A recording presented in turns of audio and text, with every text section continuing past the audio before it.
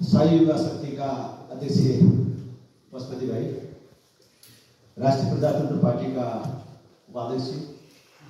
पूर्व मन्त्री माननीय बुद्धिमान तामाङज्यू, भर्खरै यो सरकारको बर्बर र ज्यादतीपूर्ण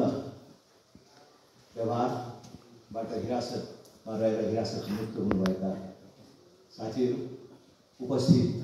साई युवा शक्ति सम्बद्ध युवा साथीहरू, पत्रकार साथीहरू,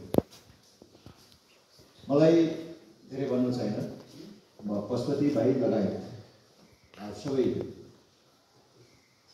जो भर्खरै 80 दिनको हिरासत बसाएपछि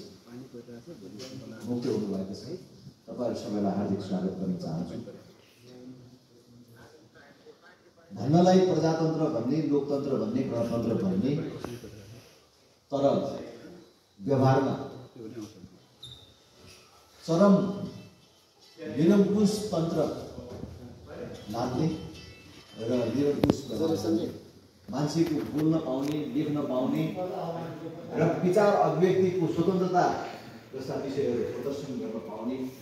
आफ्ना विचार दृष्टिकोण राखेर दल खोल्न पाउने, हिँड्न पाउने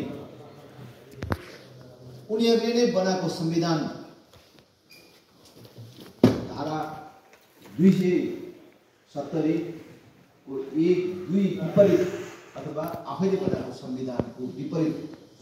क्रियाकलाप गर्ने यो सरकार सम्बद्ध सत्तारूढ पार्टीको क्रियाकलाप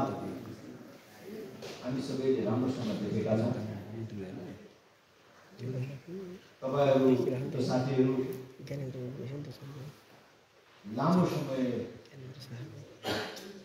षड्यन्त्रपूर्वक नक्कली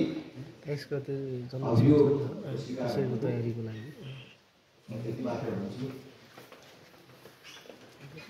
तपाईँहरू